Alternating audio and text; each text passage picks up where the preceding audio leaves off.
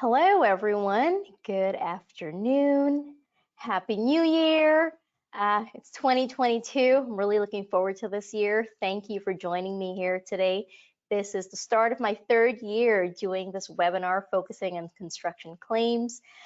For those of you joining me for the very first time, welcome. My name is Tashia. I'm a partner here at LOIS Law Firm, where I defend workers' compensation claims in New York, and my specialty is construction claims.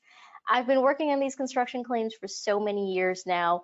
I've seen the pros and cons of certain defense tactics, what works, what doesn't work, the problems we're facing with coverage issues and the wrap-up programs. And I decided that it might be a good idea to do a webinar addressing some of the issues and the reasons why we want to coordinate with a third-party component of the workers' compensation claim.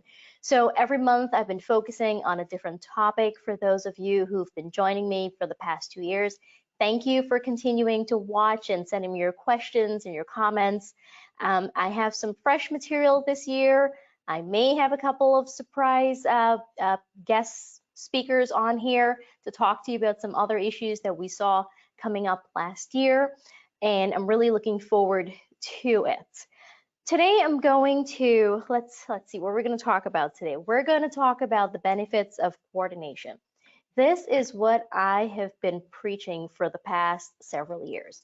We need to coordinate with the General Liability Defense Counsel, the third party side of your workers' compensation claim. And we're going to talk about the reasons why. We're going to talk about how we can save you money, reduce litigation costs, some legal issues, specifically collateral estoppel, and most importantly, probably, is reaching global settlements in a very timely manner. This is a live webinar, so at the end, you can ask your questions and I will provide an answer. The box is going to look like this, so you can just type it in there. All right, so let's get into it. The big question is why? Why do we collaborate and coordinate? I mean, we have the workers' comp claim that moves at such a quick pace, and we can wrap it up in a couple of years. Why not just wrap it up and let the GL claim do its thing? The main reason: money, exposure, cost savings to the client. So let's talk about the 3 C's that I focus on. These construction claims, the accidents that arise on a construction job site, they're catastrophic, they're complex, and they are costly. Millions and millions and millions of dollars are being spent defending these construction claims every single year. The owners, the wrap-up owners, the OSIPs, the CSIPs, spend a fortune trying to defend these claims, and it's partly because the claimants are really milking the general liability side of it, right? The laws are very favorable. Next month, we're going to talk about the laws and the ins and outs of them, but the labor law is very favorable to the claimant. Workers' comp is also favorable to the claimant too, right? But that's why we're here. There are 2 different claims. They move at 2 different pace. The workers' comp claim can end in about 2 years if you don't do anything much on it, just let it go from inception to permanency. It'll end in 2 years, but it'll probably cost you an arm and a leg if you just let it run its course. And the general liability side of it can drag on for years, 5 years, 6 years. We're still not at trial. Who knows what's going on? Can we settle it out already? And it's 2 different court systems, right? The workers' comp claim is administrative through the Workers' Compensation Board, and the general liability side of it is in civil court. So the rules are different. There are certain things that can happen in workers' comp that would not be allowed in civil court, and vice versa also.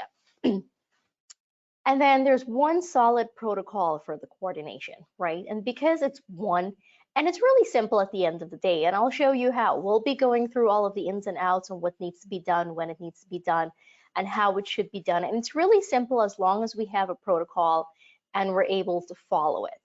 So this is the reason why we need to coordinate, right? There's a lot of things going on here.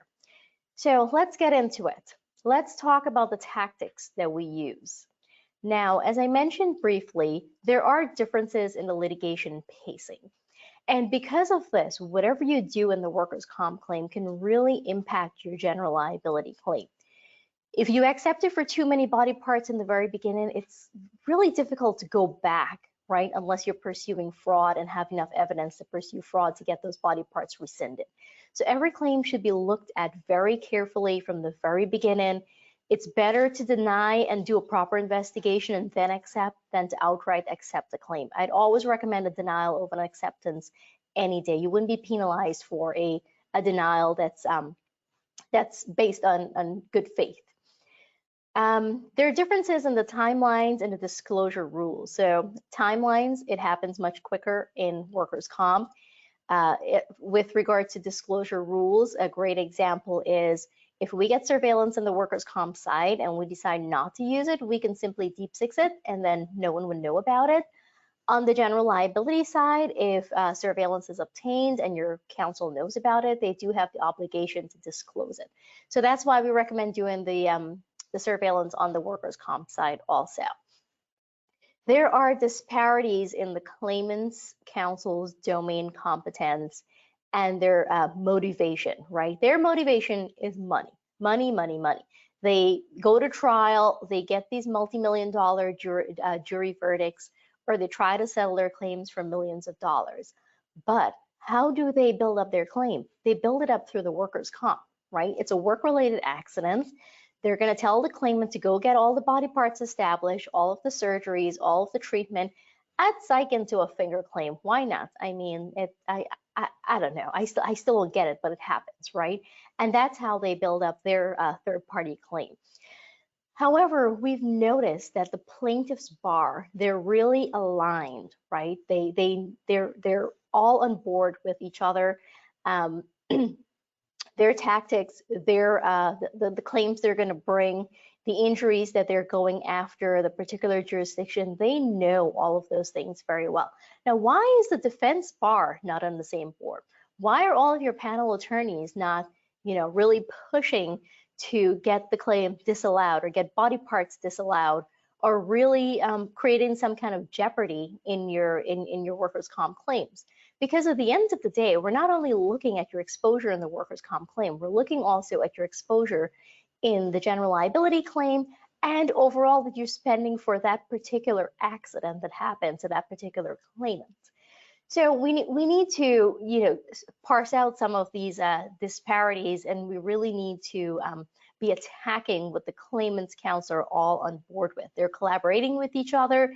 They know they know by now what our defenses are. But so what? We need to continue setting up our defenses. We need to be getting the evidence, and we need to be communicating with each other because they're communicating with each other. And creating jeopardy, I mean, that's our middle name here at LOIS. That's what we do. We just create jeopardy in their cases, whether it's getting benefits suspended, even if it's for a temporary period of time, appealing things where the law judges are making ridiculous decisions and not following the law. We've seen a lot of good results in appeals, and just simply moving the cases along, right? Why drag it on? Take advantage of 15.3W benefits, credit. All of those things are available to us. Get the IMEs. Push the claimant's doctors to write a note returning them to work, getting competent medical evidence, doing the surveillance and stuff like that. All of those things that we are pushing for. We should never just let the case float along. And as we're doing these things, it's important to communicate with your general liability defense counsel within reason, of course, right? Without violating any HIPAA rules or any kind of privileges or anything like that. So the key is to communicate with your general liability defense counsel. We can save some money. So this is the other reason why. Saving money to the clients. Like I mentioned, millions of dollars is spent every year on these construction claims. By coordinating with general liability counsel, coordinating defense, you can reduce litigation costs. You can avoid duplicative efforts. For example, get your surveillance on the workers' comp side, get your subpoena, issue your subpoenas on the workers' comp side, file it with the board. It becomes part of the board file, which is accessible to your defense counsel. All they need is a release. And the end all is lower settlements. A lot of our claims settle earlier when we are collaborating with general liability counsel, sharing the information we have. We're talking about the defenses and the potential exposure, and we're doing a global settlement, whether it's through informal communications or mediation, where we're also present to help negotiate the lien and provide any information with regards to the workers' comp claim. Over the past several years, I've seen my clients save millions and millions of dollars because they have the workers' comp information at their fingertips when they're moving to settle these claims, and they're not settling them separately. They're doing the global settlements, full and final. The MSAs are being done, and everything's wrapped up, and the case is gotten rid of. Collateral estoppel. So I took this one out. It's a very specific legal issue, and this one's really important because whatever happens in your workers' comp claim, like I said, could have an impact on your third-party claim, right? And this includes any findings on in your workers' comp claim that a work-related accident happened, that the claimant was an employee, that certain body parts were established as work-related, that a surgery was work-related. You're stuck with that in your workers' comp claim, right? And they're using it to build up their third-party claim.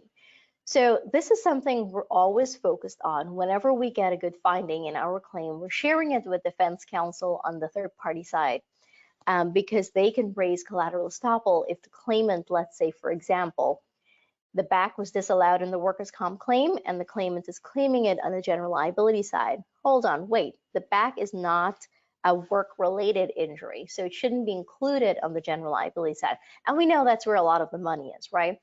Right now, post-concussion syndrome or traumatic brain injury, those are the ones that plaintiffs' attorneys are pushing for because that's where the money was. Many years ago, it was a back fusion, but honestly, traumatic brain injury, that's a new back fusion, that's where the money is. So you'll see a lot of claims being brought for that. So getting it disallowed on your workers' comp claim can be really big savings for you on the general liability side.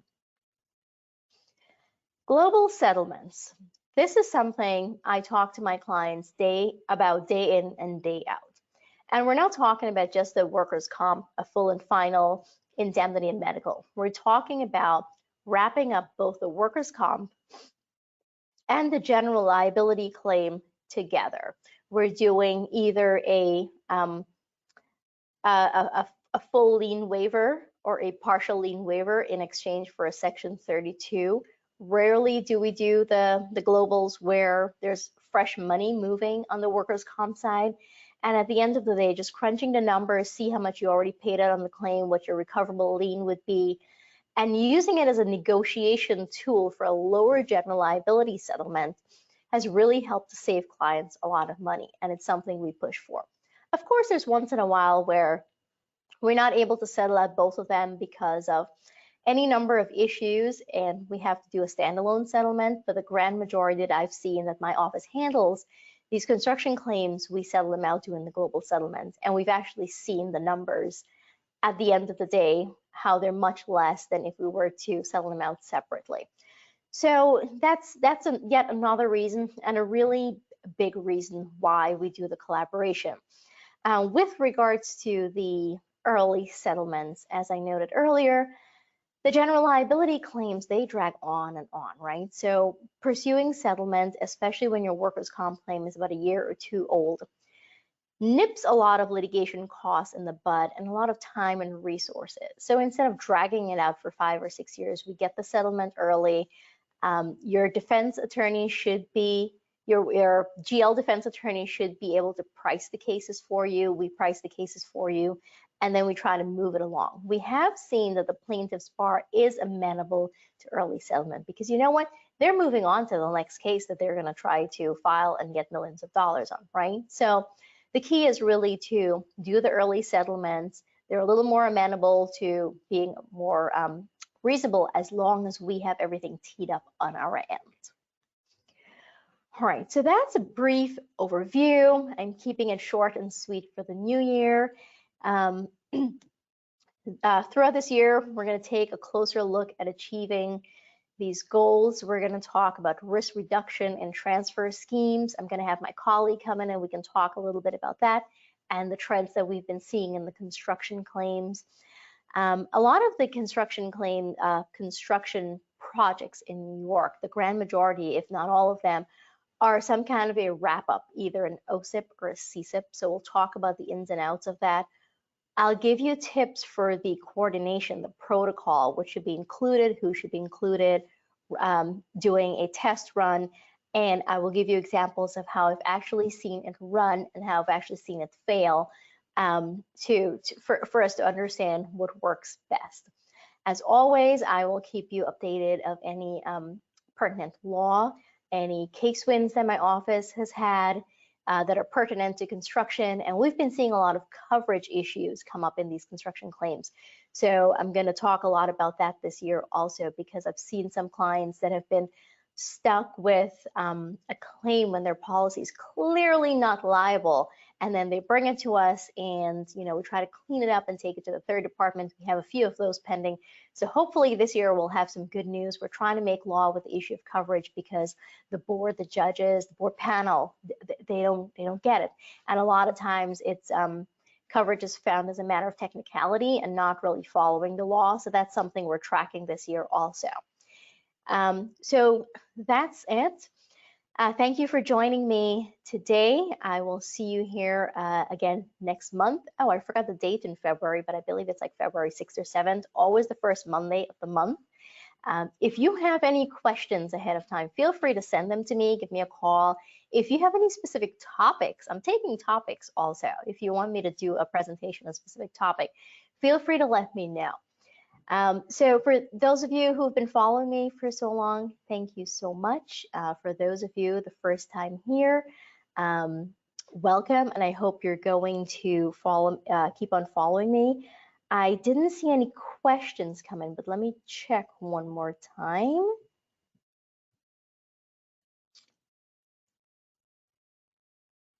I still have no questions. Well, I guess that was short and sweet, and you enjoyed it, hopefully. But send me your questions ahead of next time if you'd like me to answer them, or if you think of something later today, feel free to send me an email or give me a call. All right, everyone, have a happy new year, and I'll see you right here next month. Take care.